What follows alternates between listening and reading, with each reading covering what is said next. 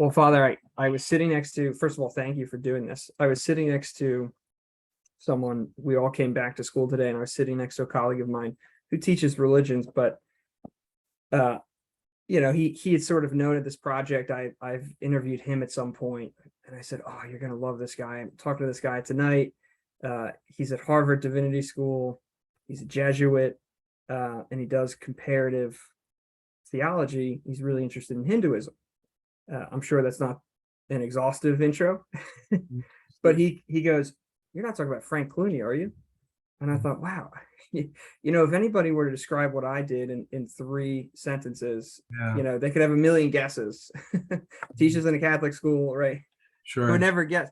So I thought that would be a great introduction to what is it that you do that is so specific that you would be named so quickly. I'm curious to hear your introduction. Yes. I mean, first of all, thank you for inviting me to do this. I think I admire people like yourself with the initiative to do interviews, because it can be a great thing to hear from people, talk to people, learn the person, not just the book or the message or something like that. So I'm glad to be here with you. I mean, I think from what you just said, the little anecdote, it would narrow down very quickly. First of all, Harvard University is not a Catholic or Jesuit university. The last Jesuit to teach full-time at Harvard died in 1985. So it's not like there are many Jesuits teaching at Harvard University. And then when you say, divinity school, theology, Hinduism, comparative theology, it pretty much narrows it down to me.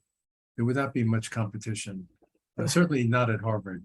So I would be, and it kind of reflects the fact that I'm, already it's predicted as a Catholic priest. I've been a Catholic priest a long time, but as a Jesuit, that we have this long tradition of the academic, the intellectual apostolate, as we say, working with the mind, and that allows Jesuits to flourish in academia and university settings, and usually in Catholic colleges or universities, places like Boston College, Fordham, Georgetown, and so on.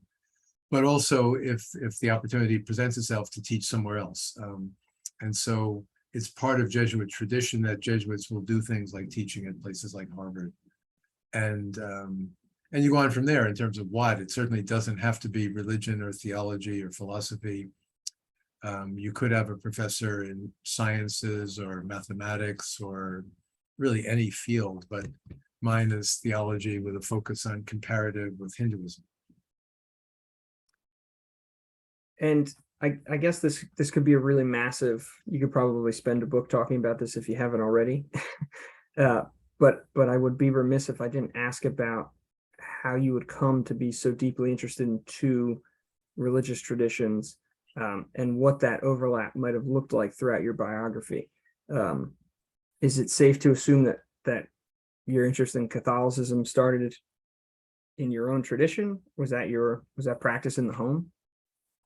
Yes, I mean, I think so. For somebody of my age, I just turned 72, so I'm Happy old, birthday. Thank you. I'm old enough that I have a strong, traditional Catholic background. I was very young at the time of Vatican II, so I was, I guess, 12 when the council started, but I was old enough to have been an altar boy and with Latin. So I learned the Latin prayers, was an altar boy with Latin, and then after a year, it was dropped. And they said, we're doing it in English from now on. So I have a little bit of the old church, as a child, the church of the 1950s, but growing up, an Irish Catholic family in New York City, fairly traditional parish, parents fairly traditional, devout, steadfast Catholics, went to Catholic grammar school taught by the nuns. Unlike some people, I thought the nuns were wonderful. They were great teachers. It was a great education. Went to a Jesuit high school, Regis High School in Manhattan, and then became a Jesuit. So, I didn't, and in those days, that was more common to enter a seminary right away from high school, because many of the college campuses were more like seminaries in those days anyway. But so I have a traditional Catholic upbringing. I didn't choose to become a Catholic at some point, was born into it. And then I think from there, I have a great appreciation of what it means to belong deeply to a tradition, to be committed to it, to live it, to practice it, to think about it, and make a life of it. And so when I first encountered Hinduism in India, and I can tell you about that if you're interested, I realized that it would not do well to have a deep sense of Catholic faith and a really quick, fast, superficial understanding of the Hindu faiths. That it should be parallel. So if it's deep and long range and personal, that I would assume that the other tradition that I'm encountering is also deep and personal for so many people, and therefore requires time and patience to begin to learn it. So I didn't become a Catholic, and I haven't become a Hindu. I've been studying Hindu traditions on and off since 1973, a long time, and am still a practicing Catholic, a practicing Catholic priest, and so on. But Hinduism has been part of my life for 50 years almost. How did you first even learn about Hinduism or get interested in it? Because there's a jump, right, from maybe first brushing up against something to saying, I want to make my knowledge of this faith as deep and sort of well understood as my knowledge, of the faith that I grew up with. Mm-hmm. So how did you even first brush up against it? Yeah, and it was quite a remarkable turn in my life, because this was nothing in my life that would predict that this would happen. So again, entered the order right from high school. Novitiate training, 2 years of basic training, took my vows as a Jesuit in 1970, then sent to Fordham University in the Bronx to do a double major, to get my BA. I was a classics major, Greek and Latin, because I'd done a lot of Greek and Latin in high school, and then a philosophy major, all philosophy majors and something else. So there was nothing in my upbringing about Asia, about Hinduism or Buddhism, and I didn't even take any courses on Hinduism or Buddhism in college. There was no particular professor who influenced me, whatever. But there was a conference in 1971. So when I was partway into my studies of philosophy and classics at Fordham, where one of the main speakers, a Jesuit from the Philippines, he made a big point of telling us, when you become a Jesuit, you become a member of a global organization. You don't just become a New York Jesuit or a Philadelphia Jesuit or a California Jesuit. You become a Jesuit globally. It's one society of Jesus. And therefore, he sort of begged us. And there were people as young as me, 20 years old, and people 70, 80 years old in the room. Think of yourself internationally. You should have a heart as large as the world. Think globally, feel globally. The world belongs to you, you belong to the world. So that popped into my head an idea. I was destined at that point, getting Greek and Latin, I'd go back and teach Greek and Latin at Regis High School, or take the subway down to Xavier High School, also in Manhattan, teach there, something like that. But I got the bright idea in my head, well, that if I am a member of a global organization, then I should be global. And this for me was quite remarkable, because I was not a particularly adventuresome person, but had this idea and looked around. I had to plan, I had to, ask permission where to do my teaching experience. The Regency is called, between philosophy and theology study. And so I could propose ideas, but I was not the one to decide. So I contacted, in those days, of course, by letters, a priest in the Philippines, a priest in Ecuador, a priest in Africa, getting feedback about, and they're all saying, oh, we'd love to have you come, please come. We'd love to have a young Jesuit here. But I also was fascinated endlessly by India in my heart of hearts, not because of study, but because really of two figures, Mahatma Gandhi and Mother Teresa. And somehow it seemed right that these figures were leading spiritual public intellectuals who were also committed to the poor, committed to nonviolence. And I said, wouldn't it be wonderful if I went to India? And I also knew, I think somebody told me, that Greek and Latin are related to Sanskrit, the classical language of India. And so I could say, I could use my Greek and Latin to learn Sanskrit. And so I didn't go to India because of visa issues. I went to Nepal, to Kathmandu. So it's up there in the Himalayas, this little, relatively small country between the giants of India and China. Nepal actually has about 30 million people, so it's not tiny. Kathmandu, the capital city, had been opened up to the wider world around 1950 when the king took control of the country from the prime ministers. And the first thing he did, one of the first things, was to invite the Jesuits from India to come up and set up a school, St. Xavier's School. So one thing led to another, and I ended up in 73, right after I graduated from Fordham University, teaching at St. Xavier's High School in Kathmandu. And a very Hindu Buddhist city, many beautiful temples, pagoda-style temples, Buddhist monasteries, Buddhist stupas, these, reliquaries for the Buddha and so on, and native Nepali Buddhists, Tibetan Buddhists that had fled from the Chinese in the 1950s. And all the boys I taught were Hindu and Buddhist. And I think I found, and it was a good intuition, and I'm sure you found this at St. Joe's, if you want to teach, you have to be willing to learn from your students. If you come in and say, I'm here to just present knowledge to you, you're going to be really boring or arrogant or something. So I had to start learning about Hinduism and Buddhism from the boys. And they're no scholars, but they lived it, their families lived it, they have temples nearby. I'd go to them to places of worship, and then started bringing Hindu texts, Buddhist texts into the class, little bits of text like the Bhagavad Gita or the Life of the Buddha. So it all began there, 1973, there. This existential experience teaching in a high school up in the Himalayas, Catholic kid from New York, teaching Hindus and Buddhists. And it just clicked with me that this is right. It's right for me to be a Catholic. It's right for me to be a Jesuit. I'm doing what God is asking me to do. But it's also right to step outside my, very New York, very Irish Catholic Catholicism, and not be afraid to enter another religious universe and to be in a part of the world where there was no tradition of Christianity in Nepal. So it was a very different place. And it was wonderful for me to be there. And it all started then. That's fascinating. Well, you might have said this. What were you teaching exactly when you were there? So the school, the deal, the king wanted the Jesuits to come up because he was opening the country, and he wanted some good schools, English medium schools in the country, so that the upper middle class and the rich would not simply go to India, go to the UK and never come back. So he wanted high quality school, after the first few grades in the primary school, English medium.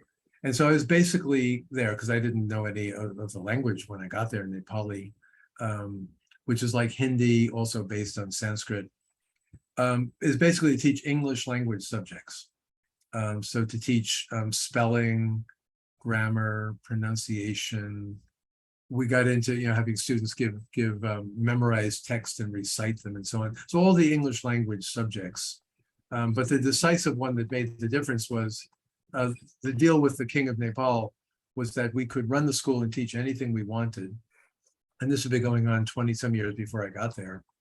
But proselytization and overt efforts to get them to become Christian was not allowed. And that if a boy became a Christian, fine, no problem.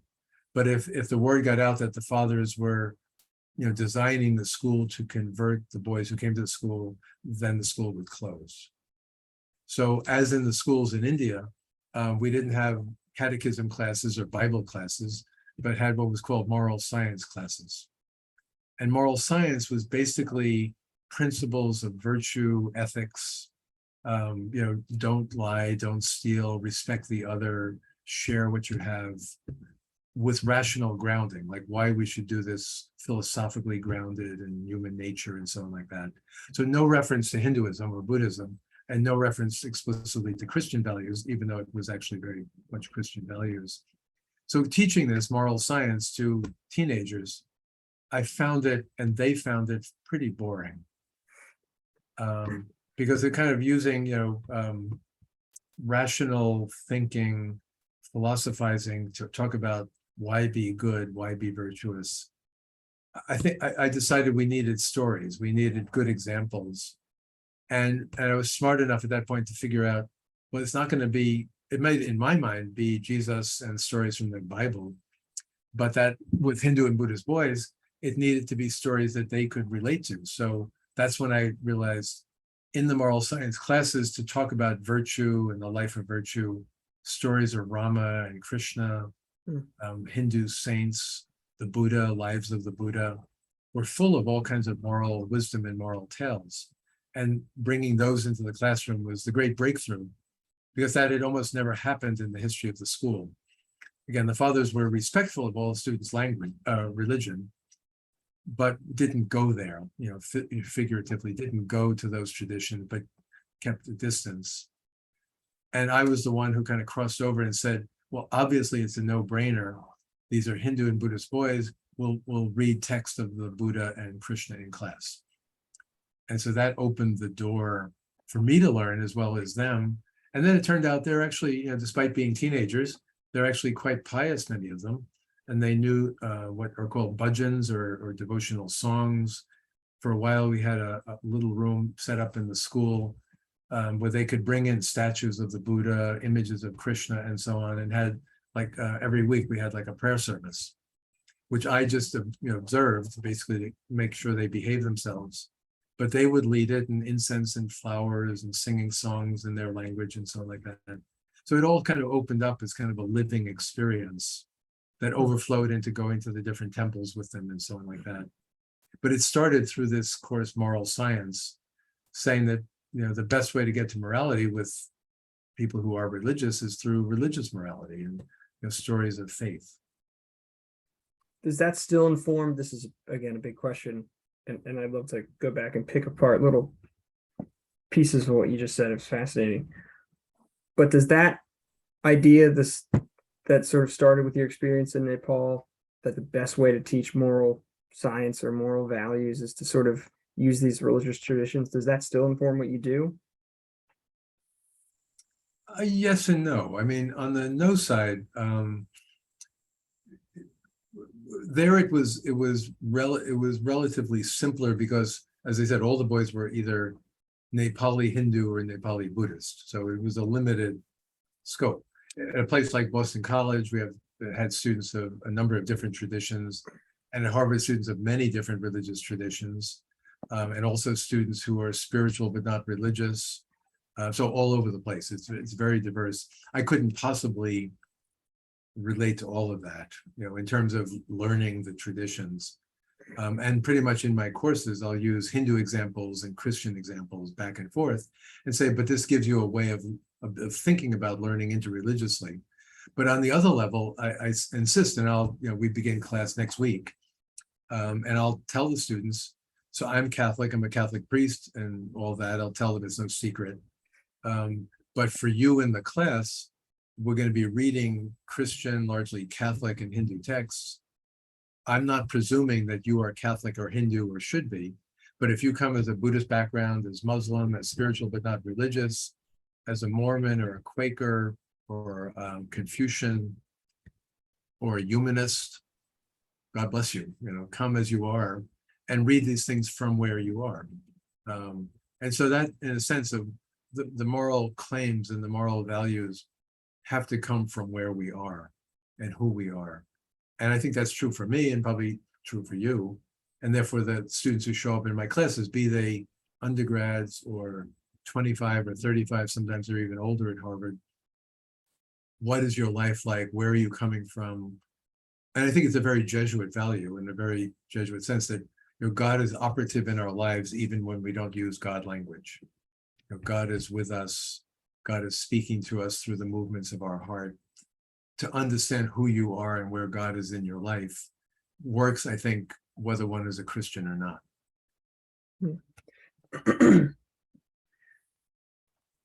Yeah, I think when I asked that question, I was interested as you got to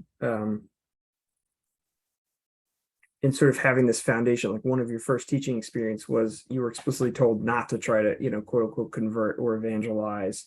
And I was curious if you still sort of enter the classroom. It sounds like you do with that sort of MO.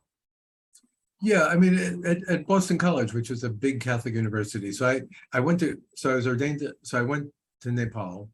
Then I came back and studied theology at the Jesuit school, which then was here in Cambridge, Mass.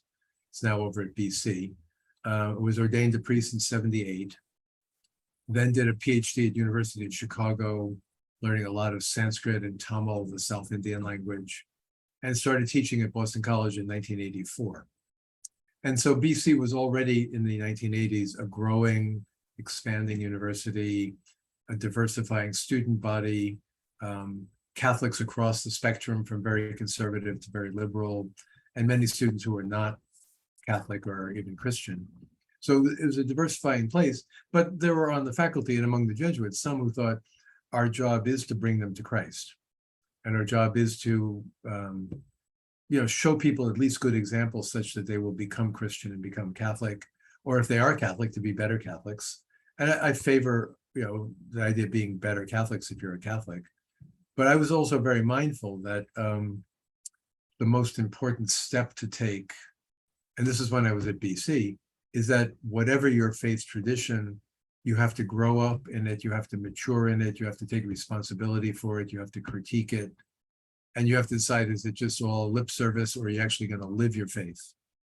And I think my instinct was, if you are a Muslim, then be a good Muslim, be a serious Muslim. Yes, respect everybody else, but live your faith. And if you're a Hindu and if you're a Catholic, live your faith. And then when I came to Harvard, if I didn't have a sense of respect for people's traditions, I wouldn't have gotten the job and I wouldn't be teaching here, because Harvard has no place for proselytization or overt efforts to convert people and so on. In a sense, I mean, I've told people over the years, one of my values is, the two things. One would be, I do believe it's infinitely worthwhile for people to know Jesus Christ and to have encounter with Jesus Christ. I don't think you have to become a Christian for that. I mean, normally people do, but you don't have to. So that's sort of an infinite value. On the other side, I think my goal, in a sense, has been to convert people to their own faith tradition. As I was converted, in a sense, to being a better Catholic by spending those years in Kathmandu. Who knows what my life would have been if I hadn't gone to Kathmandu. But 54 years a Jesuit now, still a priest, still going to the parish on Sunday, still preaching, trying to be a good Catholic, I think is intricately interwoven with having studied Hindu traditions all these years. So Hinduism has made me a better Catholic. And I think studying comparative religion, comparative theology, studying outside your faith tradition can, if it's done properly, make you a better member of the faith to which you belong. Some people will convert, and that's a wonderful thing. But many people won't and don't need to, but they need to recover the religious roots that they came from. How long was your experience in Nepal? Too short. It was about 25 months. I was there for a little over 2 years. And I know, sorry. I was just going to say, that was the longest time I've spent in Asia was that period. Later on in grad school, I spent about 15 months in South India, Madras, working on my dissertation. Then I went back on it for another year in sabbatical. Then I probably had another 15 trips to India, ranging from literally from 4 days to 3 months. So a range of visits. As you get older and as you're busy with things and all that, it's harder to spend a long time in a place. But I keep going. Now that COVID's over, I hope to be in India next summer. But that first time in Nepal was actually the longest time I had there. Well, if you ever need an able-bodied chaperone at any point in your trips, keep me in mind. We've got a great international airport right down the road. Yeah, that's right. Definitely. Okay. So remind me, you were, I forget what the words are. You weren't a novitiate, you were in your regency, is that the word? Yeah, so the terminology, which is still pretty much used, is the novitiate, you're a novice the first 2 years, and you're sort of experimental. Then after 2 years, if it works out, you take your vows, poverty, chastity, obedience. Then in those days, because we all entered, so many of us entered from high school, we had to do our BA. And so I went to Fordham, which was often just loosely called philosophy study, but it was BA studies too.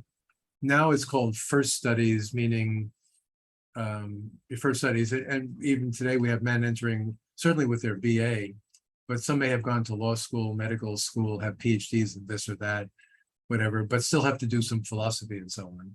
So I did it for 3 years and got my BA. Then the Regency, it's a curious thing. Regency has, if you look up Oxford English Dictionary, it's a peculiar word, but for some reason, that period when in Jesuit training, when Jesuits are between philosophy study and theology study, doing some active work is called Regency or the Regency. So I did that. Then after that, did theology study, as I said, here in Cambridge, Mass for 3 years, and then was ordained and then went to grad school. Okay. So I'm really curious, and this might get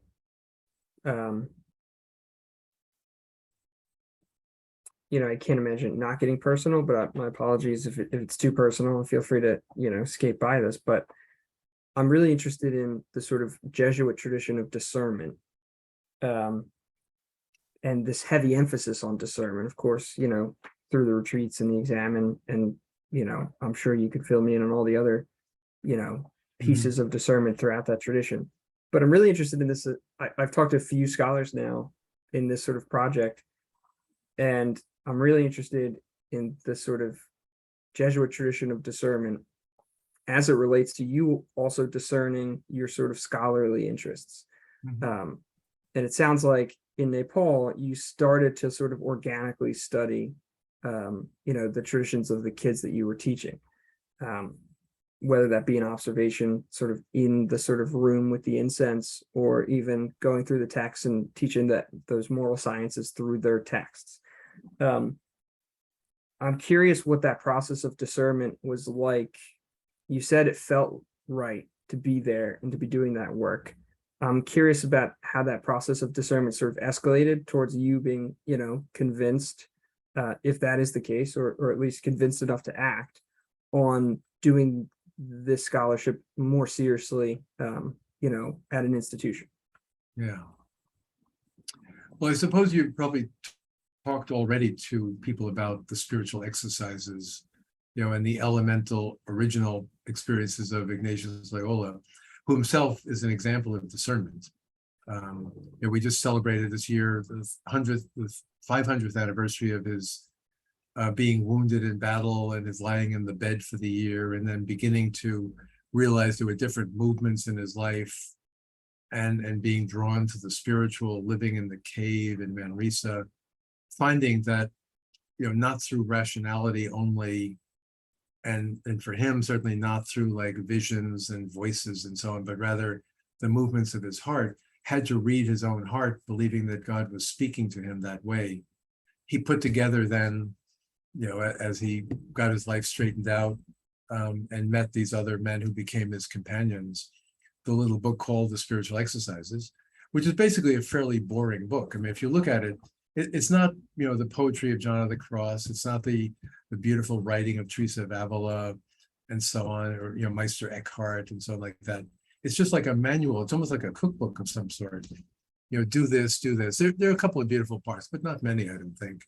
But basically, it's exercises to get you to calm down, to step away from the world around you, to be in a quiet place. And, the ideal retreat was for a 30-day period, a month. Many people make, an 8-day retreat or a 3-day retreat, whatever people can manage. But basically to step away, and through prolonged meditations on your own life, in terms of God's grace, where God has been in your life, sin in your life, disorder in your life, things you need to change in your life. And then the bulk of the retreat is the life of Christ, the passion and death of Christ, the resurrection of Christ. Day after day, 5 times a day, you just are with those stories, and you're putting yourself there.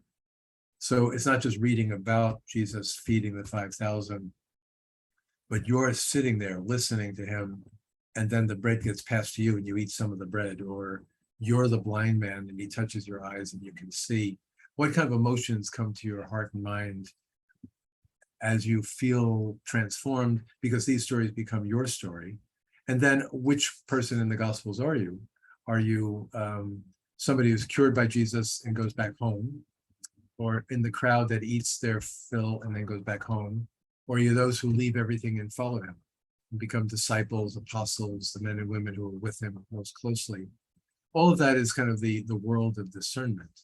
And I think part of being a Jesuit on two levels is it's a whole process of discernment. Certainly the formation period, from entrance to vows to ordination, is a long period of saying, is this going to work? Is it going to work for me? And does the Society of Jesus want me? And there may be all kinds of reasons having nothing to do with world religions, why it works or doesn't work with an individual. But basically, in that context, I think what I was discovering as a young Jesuit was a process, as you're already said, I think, a process of discernment. Here I am, 22 years old, I arrive in Kathmandu, I'm in this classroom, we're reading Bhagavad Gita together. This seems to be from God. It's consoling, it's beautiful. They're coming alive, I'm coming alive. How could this not be from God? Ignatius warns you, the devil can come to you in a garb of light and trick you. So you have to have your, be careful. But nonetheless, it seemed like the right thing. It seemed to be doing good. It seemed to be fruitful. And, the older Jesuits there, they could have pulled the plug at any point and said, okay, you're not going to teach moral science anymore. And no, we're not having that room where they have their prayer service on Thursday evenings or whatever. They could have pulled the plug, but they sort of said, well, we don't do that, but you're doing it. So God bless you, do it. And it worked. And then when I came back, clearly in theology study, I was interested in Hinduism, Buddhism. The school was right near Harvard, so I came over to Harvard, took some courses in the divinity school as a student. Then I asked after ordination, all right, now I'm a new priest, what do I want to do? I want to get a PhD in Indian studies. And most religious orders would say, no, you can't do that. But Jesuits said, yes, you can do that. And so I did. I went to Chicago. But if the order had said, no, you can't do that, then I wouldn't have done that. So it's my discernment, but the order somehow decided that, no one else is going to do their studies in Hinduism at University of Chicago, but Clooney can do it. And we give him a blessing, we send him to do it, and then he does it. And then he's still a Jesuit after that. And then he teaches at BC and, happily ever after. That's fascinating. I'm keeping an eye on the time. I think I could parse through your biography for days. So I want to accelerate a little bit. When I was I was speaking with my colleague earlier today. I was thankful he gave me a little crash course on Hinduism. And he gave me a little bit of a crash course on you. Obviously, he knew of you. And the one thing that he sort of like lit up as he was describing you, and he said, one of the things that Father Clooney does is that, I jotted this down, he really wants to take another tradition's faith claims seriously. So he's not doing comparative religions where he's sort of saying, yeah, well, look at these people, they believe this, and look at these people, at least in his words, you were going a step beyond that and trying to take them so seriously as to imagine, okay, like, what if this was true? What would it mean? And can we square that with what we believe is true? Do I have that right so far? Yeah, pretty good. Yeah, good summary. Okay. Okay. Good. I got it secondhand, so I just want to make sure. Yeah. Plus, I'm going to see him tomorrow, so I can hold him accountable for that. Okay. Yeah. And when we were talking about this, I kind of raised this question. As a priest in one tradition, while that seems like a really good-hearted effort, and it's done seemingly in good faith, is there necessarily a moment where they don't overlap and where you then have to return to that sort of pedantic, look at these people over here, they believe this, or this is why they're wrong? I'm sure you don't say that in class, but in that effort to see how things overlap, are you always left with how things don't overlap and forced to sort of choose grant one tradition primacy over the other? Well, I think first of all, your friend is very wise and puts things well. That I think again, as I said earlier, growing up Catholic, I sort of grew up having a sense of what it means to belong to a religious tradition. And I empathize with many young people today who didn't have like a coherent upbringing and didn't grow up with a coherent single tradition. But growing up that way, again, as I said earlier, if that's the way I've been Catholic, why would I think that just flipping through a paperback book on something or getting an intro to Hinduism would be sufficient?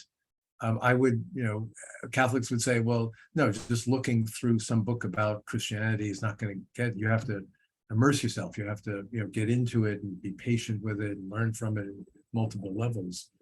And so when I talk about comparative theology as opposed to comparative religion, the idea is really that on a very simple level, theology is faith-seeking understanding. And there's a way in which the work of the theologian who's a scholar is faith-grounded. It should be objectively accessible so that scholars who don't have faith can read what the theologian writes and say, okay, this is good scholarship. But for the personal theologian in the church, it comes out of this ground of faith. And I think in some ways you could say, and I don't know if I've ever actually put it this way, learning another religion is like understanding seeking faith. So faith-seeking understanding is you go out and then you learn through your mind, you read text, you learn languages, you go places, you watch things, you ask questions, all the process of understanding, realizing that I'm not gone far enough yet if I don't begin to have real empathy with the faith of that tradition. And so that's the target, and the ability to go beyond standing back and like watching it from a distance to, okay, this is resonating with me. It resonates like my own faith resonates with me. It's beginning to make sense. I could imagine living in this faith tradition. And I don't blame scholars who don't do that, but I think that's what I do. Now you're asking the question, when you do that, does it come to a point where you can't do that anymore? And I think I would say several things. One would be some people just keep going. And I know people here at Harvard and other places who study, you can hear the horn, probably some truck or something like that. People who study Hinduism for a long time and become Hindus, or people who study Islam and become Muslims. And that's some people do that. They're so deeply immersed in the tradition they learn that they convert to it. And my model has always been this dynamic back and forth of learning the other, resonating back to my own, back and forth. It's also, I think, influenced by my understanding of what Hindus want from me. And I've never got a sense from Hindus I talk to, both in this country and in India, that they would be particularly happy if I became a Hindu. But rather, the point, and people, as famous as Mahatma Gandhi would say this, and in Buddhism, the Dalai Lama and others, Swami Vivekananda brought Hinduism to the West, 19th century, Sri Ramakrishna, his teacher. You have to go, if you can't find God in the faith into which you were born, why do you think switching religions is going to do you much good? So you don't know your own tradition. You have to go back to your own tradition and understand it. There's a beautiful passage, I'm sure you've read Thomas Merton in his beautiful book, The Seven-Story Mountain. He's at Columbia, he's thinking about faith and so on. And he meets this, he calls him, I think, a little Hindu monk called Brahmachari, who's come through New York in orange robes and so on like that. And he goes to Brahmachari and says, Swami, please tell me what to read. And he thinks he's waiting for Swami to tell him, read the Bhagavad Gita, read this Buddhist text, read the Yoga Sutras or something. And Brahmachari says to him, you should go read Teresa of Avila. You should go read John of the Cross. You should go read your Bible. Go back and learn your own tradition. And Merton comments something like, I'd have to look it up, but it's almost as if God sent Brahmachari, the monk from India, all this way to Columbia to tell me to study my own Christian tradition. and that kind of resonance there. But at a certain point still, and just push it one level further, you're saying, well, what at a certain point of saying, I'm not a Hindu and I have the Christian worldview and I believe, every Sunday in church we recite the creed and so on. This is not the same thing as what Hindus believe. It's not the same thing as the Buddhists believe and so on. I think I do at a certain point say that is so obviously true. And I probably know it better than almost anyone that Hindus and Catholics do not believe the same things and that there's a difference. However, I don't feel obliged to therefore say it's my job now to pass judgment and to lecture people on the fact that there is this difference here. And in my opinion, here's what's wrong with Hinduism, this and this and this and this and this. I'd rather say I've come to this great wide opening where there is some difference. And I'm not a bishop. I'm not the Pope. I'm not the Vatican. Nobody's asking me to pass judgment on people. And I say, I'm aware of these differences. I see these differences. I go as far as I can, and then I turn back. Just as if I never did it actually, but in Kathmandu, if I had said, well, I'm going to go trekking up in the Himalayas, you fly up to base camp and then you start walking up. I would never do this, but you start walking up into the icy mountains and you go as far as you can. And then if you're not insane, you turn back and say, I can't breathe. It's too cold. I turn back. But you don't deny that Mount Everest is there, that there's a top to it.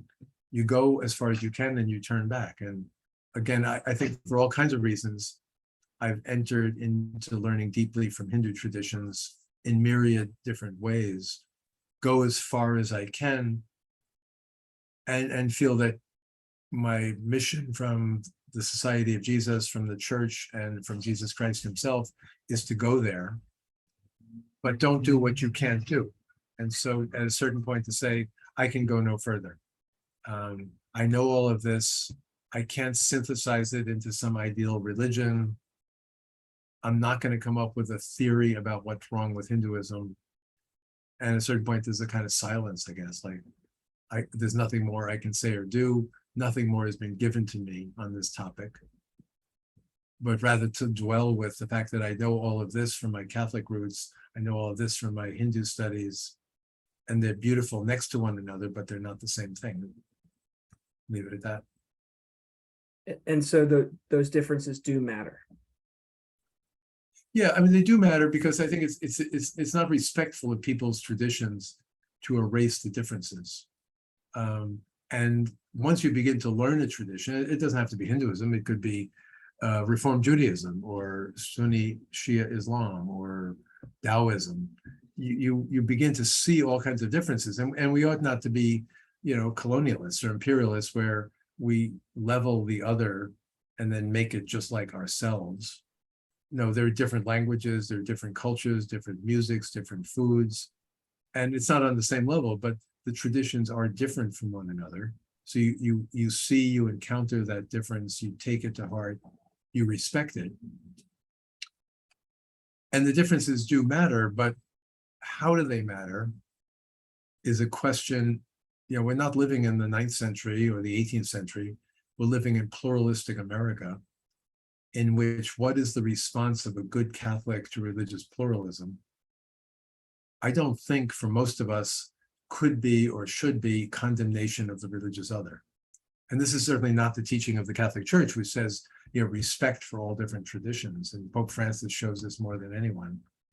Therefore, to cultivate in my students, even if you disagree with this, even if it's not compatible with your faith, nonetheless, learn it, learn from it, be reverent toward it, and then go and do whatever you're going to do.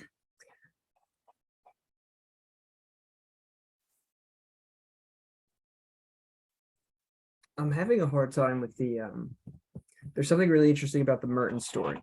Mm-hmm. And I have not read that, but I appreciate you giving me too much credit. I often seeing it. I see Seven-Story Mountain. You got to read it. I see it laying around sometimes at school, and maybe I should borrow it for an extended period of time. There's something fascinating about the Merton story. Excuse me. that almost seems to suggest, and this might just be an issue of interpretation, but it almost seems to suggest that Merton's deference to that, was he a monk or a priest? I'm sorry, what was the word? He was a monk, a Hindu monk. Okay. Some sort. His sort of deference to the monk, right, would be something like, I don't even say that Merton was like, hey, help me find God. That might be a bit of a jump, but even just the deference, like, hey, what would you recommend I read to maybe expand my mind, right? His response, though, is read your own tradition, go deeper into your own tradition. And there's a suggestion there, and you sort of echoed this, at least in my interpretation, when you said, my goal, if anything, is to sort of convert people to their own faith traditions. And you referenced Meister Eckhart, who's got this amazing quote, I think if I'm remembering this correctly, which is something like the ultimate leave taking is leaving God for God, or something like that. And there's something across, if I had to try to force a line through those 3 points, it almost seems to suggest that there's a common well water that these different religious traditions are pointed at. So yes, while there are differences in the traditions themselves, do you think that those stories suggest that despite those differences, they're pointed at something similar, or maybe even the same thing? Call it God or call it something else? I think at this point, I try to be very careful because there's a certain kind of relativism that easily, and you weren't saying this, but easily can fall into, all the religions are basically the same, or they're basically all saying the same thing, or they're all rivers flowing into the same ocean, or the ocean flowing into the rivers, or whatever. And that, in some sense, as some people have said, to know that all the religions come from a common experience, ideally you should have a God's eye view and be up above seeing them all and speaking about, now I understand Islam and Judaism and Christianity and Hinduism and Buddhism and so on. And I see that they're all of the same source. I don't like to go in that direction, and I don't claim that kind of knowledge. However, on another level, I think there are good Hindu reasons and good Christian reasons for saying that, in a sense, all is one, that there is a deep unity. Because, just take the Christian view. I mean, I believe in God who made heaven and earth. One God, source of reality, source of the world.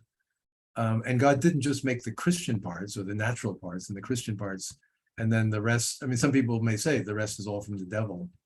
But I think in some ways it's part of God, and this is, I think, teaching of the church now, that the religions of the world are all somehow signs of God's compassion and God's mercy, a gift of God to the world.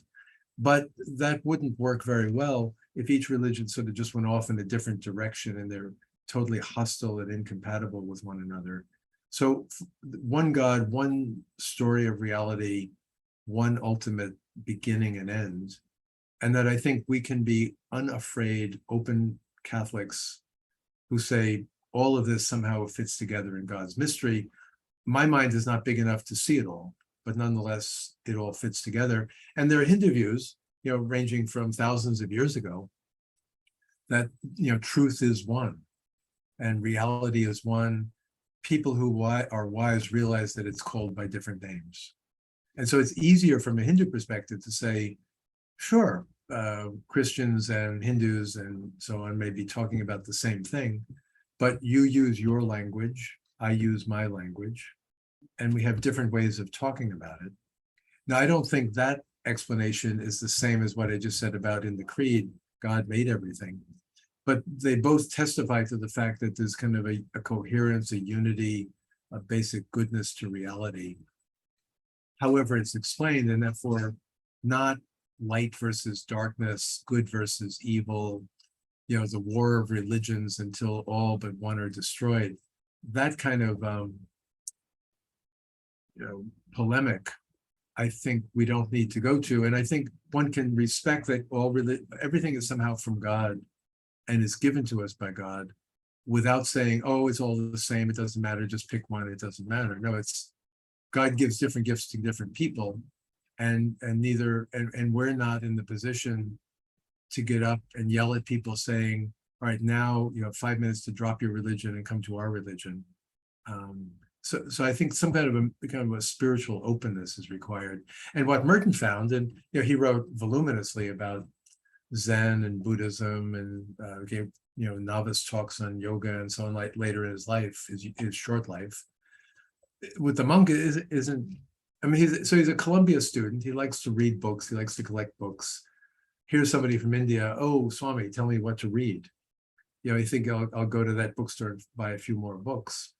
He's not saying that Hinduism and the Christianity and the Catholicism he's about to be, convert to are all the same. But he's saying this existential encounter where he's talking to this Hindu monk who could have just ignored him or said, oh, I always tell Christians read Bhagavad Gita. No, read your sacred texts, read your spiritual classics. That there was this moment where going to the other turned back to himself. And it was possible because the other was not demonic, hostile, evil, out to destroy, but rather the monk intuited something about Merton and said, what you need to do, Thomas, is read your own tradition. The problem you have is you're interested in everything, but you got to go deep. And so Merton went deep and became a Trappist monk and went very deep. And I think when you were retelling that story, something sort of stuck with me when you I think if I remember the words correctly, you said, and I didn't take this to be your beliefs necessarily, but your interpretation of what maybe the monk was getting at, which was, but I'm curious if it is your belief. And what I think I remember you saying, he said, was if you can't find God in your own tradition, what makes you think switching to another religion is going to help you find God? Mm-hmm. And again, you sort of return to this idea that there is a path to God or multiple paths to God. Is that, what do you even do with that? Yeah, so to clarify, I think I've run into that as a common Hindu belief, and I believe the Dalai Lama and Thich Nhat Hanh and others have said similar things. You don't have to become a Hindu or a Buddhist. Being spiritual means you will find the spiritual in the tradition that you belong to. In Seven Storey Mountain, the monk doesn't use those words exactly, but that's I think that's the effect of what he was saying. And I think the idea is that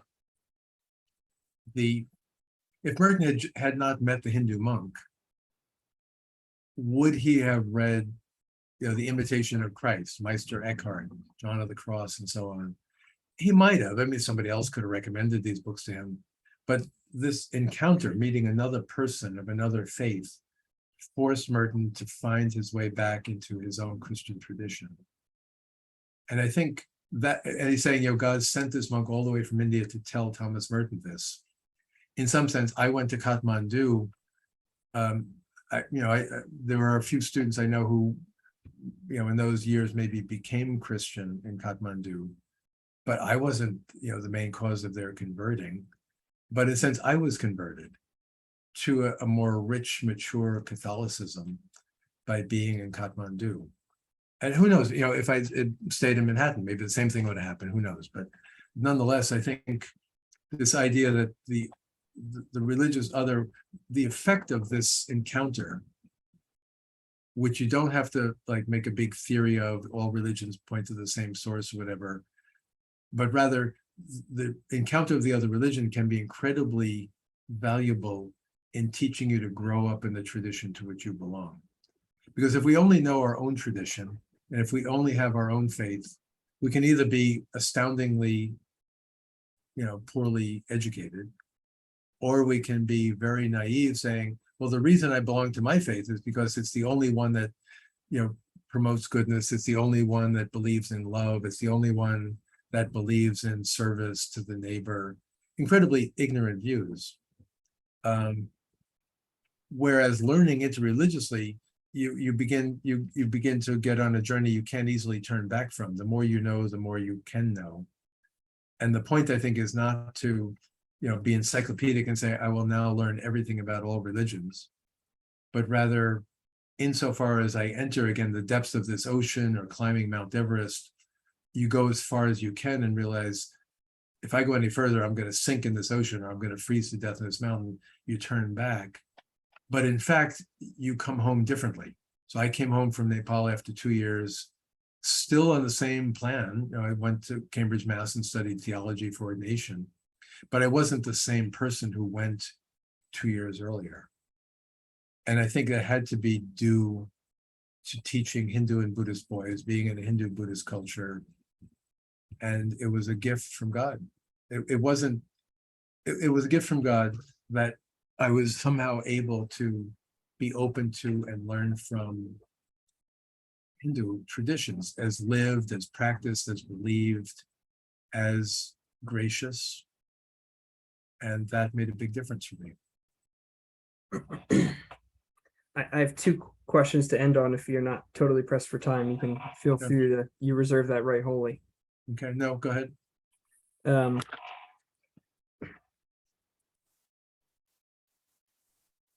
And the second question will be meant to wrap things up. But before that, when you're in this task, as I alluded to earlier, sort of in the words of my colleague, and dare I say friend, when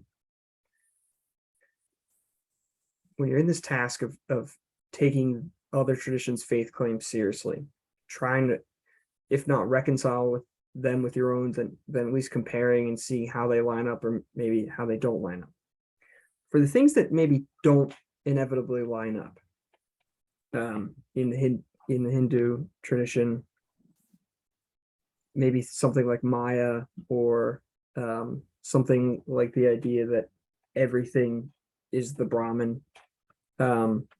This, hopefully my ignorance isn't showing too much. I just have a very cursory. Yeah. But those things that maybe don't immediately gel with someone's idea of Catholicism, do those things, those maybe loose ends, are there moments in the Catholic tradition where they are reconciled by maybe aberrant thinkers like the mystics?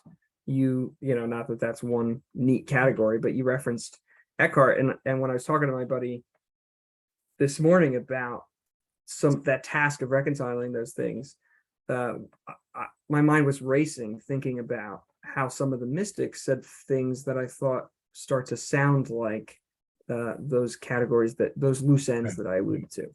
Right. Yeah, I mean, this is another whole world to open up about the intellectual exchange among traditions, among people who truly believe that they can learn intelligently up to a certain point, at least interreligiously. I mean, and this is, in a sense, it's as old as just to take the Catholic Church, it's as old as the Catholic Church. I mean, that, that what did the so-called fathers of the church, we might today say the fathers and mothers of the church, growing up in Jerusalem, being Jewish, learn from the Greek world, learn from the pagan philosophers, read Plato, read Aristotle, read Plotinus, read the Romans. That there was a sense that somehow being totally grounded in the revelation given to the people of Israel, that then Jesus was a Jew and the first Christians were Jews, that didn't mean they had to shut their minds down and say, woe on pagan wisdom. A few of the early people like Tertullian said, Athens and Jerusalem have nothing in common.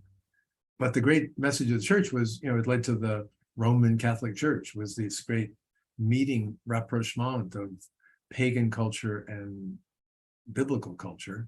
And then in the Middle Ages, people are often surprised, St. Thomas Aquinas, St. Thomas, the greatest of all Catholic theologians, one thing that he's noted for, as scholars have pointed out, is seriously learning everything he could about, the Arab philosophers thinking about divine reality, causality, the nature of knowledge, and from Maimonides, the great Jewish thinker, quoting him in the Summa Theologiae, reading what he could of the Jewish and Muslim sources. Not saying, oh, I'm sorry, I'm a Catholic, I have nothing to learn from them, but because I'm a Catholic, I can learn. And then finally, just the final example, you talk about all is one, or the world is Maya, Atman, Brahman, these realities. In the, in the 19th century, but notably in the early 20th century, there was a whole school of Jesuit learning in Calcutta, as it was then called in India, of Jesuit scholars who learned Sanskrit and learned to find ways of rapprochement between Vedanta, the teaching on the self and so on, and Christian theology. And they really believed that there would be an intellectual meeting ground enabled and propelled by Thomas Aquinas. And they did a lovely set of pamphlets that finally came out as a book called To Christ Through the Vedanta.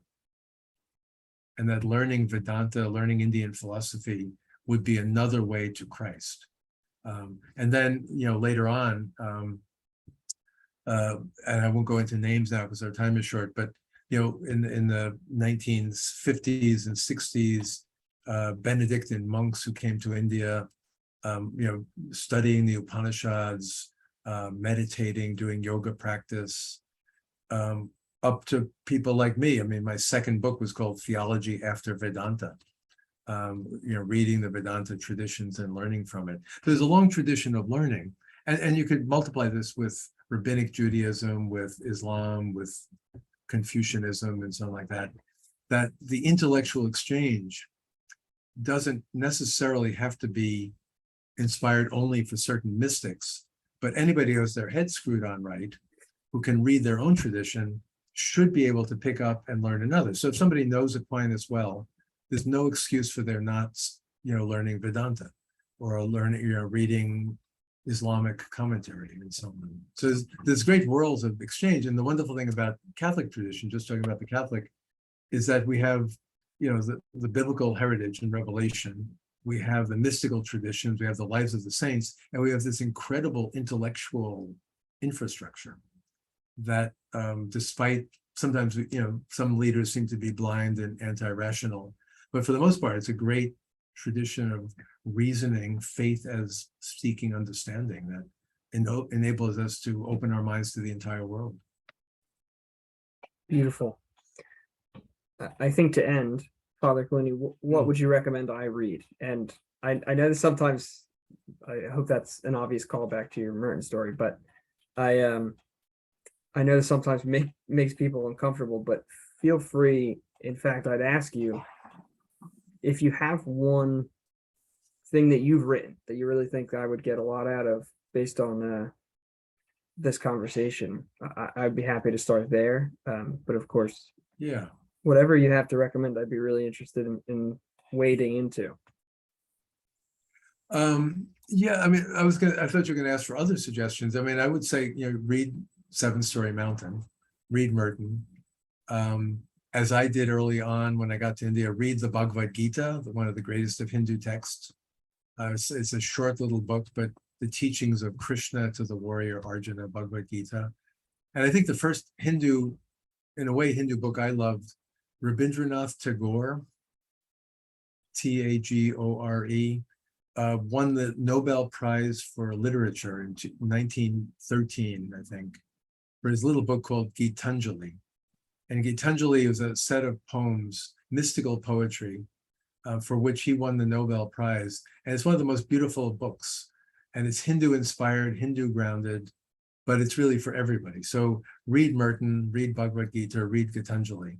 Now, of my writings, one book that I wrote, I used to blog for America Magazine, the Jesuit magazine, and I did a book, I think it's called Learning Interreligiously in the Text in the World. And that book, which came out from Fortress Press a few years ago, is 100 of the blogs I wrote for America. Some of them have to do with topical events, others have to do with, reading the Yoga Sutras in Lent, or reading the Quran in the face of Islamophobia. So it's 100 short pieces, 2 or 3 pages each, that you might find enjoyable as a starting point. I could go on and on from there, but that might be a good one to start with. Beautiful. Well, I have some homework. Yeah, definitely. Yeah. Well, Father Clooney, thank you so much for this time. Sure. Yeah, I really appreciate you playing ball with some of those questions. I have another question for you. If you could turn off the recording, I have another. Totally. Give me a second to figure that out.